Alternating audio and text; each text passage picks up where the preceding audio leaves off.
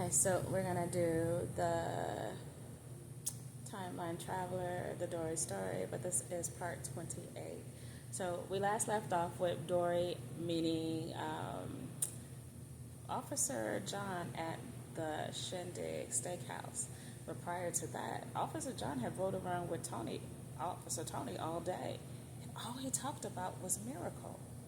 But he didn't have very nice things to say. And it was like a recording that was on repeat. All he had was terrible things to say about her.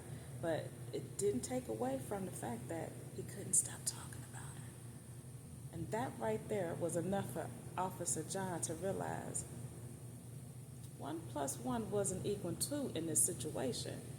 So he was hoping that tonight, when he get together with Dori, that maybe she can shed a little bit more light on this subject. So we'll start there. So after they greeted Captain Mike showed them to the VIP room in the back. It wasn't exactly the same room as Officer Tony and Miracle had, but it was one of the rooms, and this room was even better than the one that they shared. So when she walked in, she was wowed, and he said, wow. He even said it, wow, this place is magnificent. She said, wow, this is way more than what I bargained for. I didn't expect this. She said, wow, did you see that aquarium? And he said, yeah, that man he put some money into this place. I had no idea he had it like that. Wow. He said, I guess that's what saving do. But he do have that other restaurant. Maybe we could check that out next time. Next time, huh? Yeah. Well, we'll see how you feel after the date. He said, speaking of dates, he said, how did the date go with Miracle and Officer Tony, with my partner? Well, I don't think it went as well as I don't know. It didn't go so well as far as I know. Since you're asking, I guess I can tell you a little bit about it, but didn't go so well. It looks like he got drunk, she got drunk, and I was on the phone with her, and while I was on the phone with her, he walked into the bathroom, and he was saying that he was trying to be romantic, but he scared the heck out of her, and it got worse from there. He said, what? Yeah, it got worse from there. So after that, she had decided to take an Uber home. So she left him at the restaurant, but shortly after she got home, he had pulled up on her house and just sat there, smoking cigarettes in the car and just watching her house. Are you kidding me? No.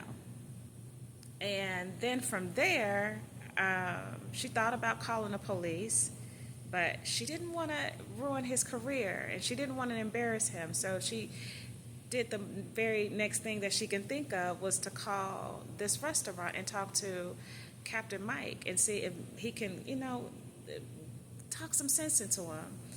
But he still just sat there. And I don't know if he ever got a chance to talk to him because he never left until Toki showed up. Toki? Yes. I just so happened to remember I told you I had a date with Toki yesterday night. But I wind up falling asleep, and we never really got a chance to get to that date. So I wind up meeting him at the diner later that evening, and when we went to the diner, we talked a bit, and then all this stuff happened with Miracle, and then I wind up meeting Miracle back at her house because she said she felt like she was in danger because he wouldn't leave. Damn, that brother, I knew something was up because that's all he kept doing was talking about her all day, but he had nothing nice to say.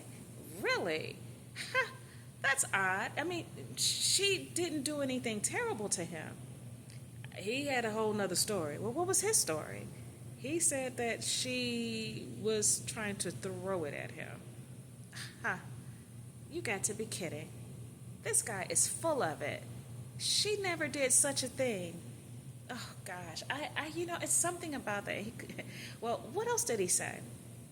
Well, he also said that she was a Jezebel spirit, and she was classless, and just all kinds of terrible things he said about her. And I couldn't agree with him. Something in my spirit wouldn't allow me to agree with him. And I'm glad that we had this conversation because I wonder what he was up to with her. Exactly. And that's the same thing she said. She said, because not only was it that, I mean, he kept giving off red flags about, like, the moment she decided to end the night because she felt tipsy, and I guess they had plans after the dinner, and so she wound up ending things because she's a lady. She didn't want to be out tipsy and late at night, and she just figured she'll just end the night and she'll go home. And he said, like a lady should. Exactly. But she said the moment she suggested that, she saw anger inside of him.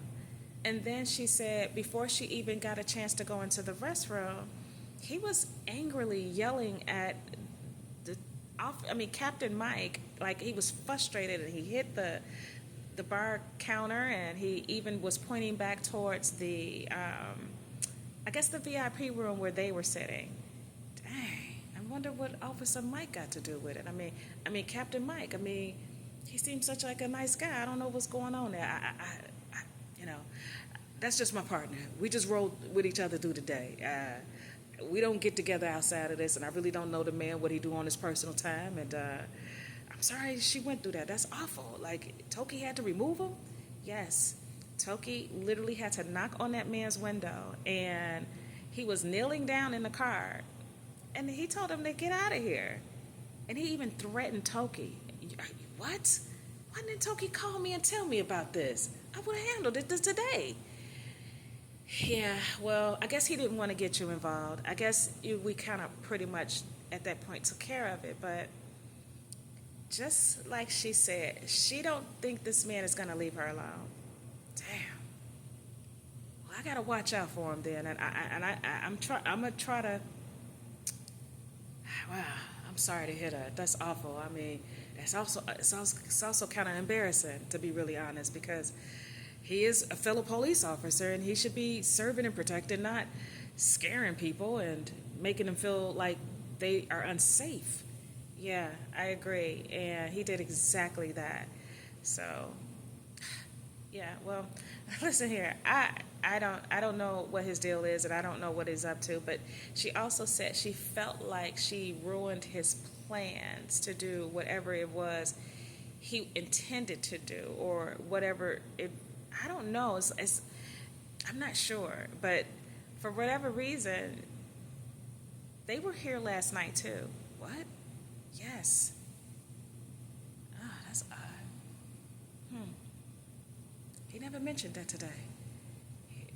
The only reason why I knew about it is because everybody in the precinct has been talking about it, and we like to support each other, and we knew about this place, and we do know that Captain would give us discounts on all the drinks, and yeah, but we pay for the food. He said, so I don't know. I'm sorry if I put you through something. We can go to another place if that makes you feel comfortable.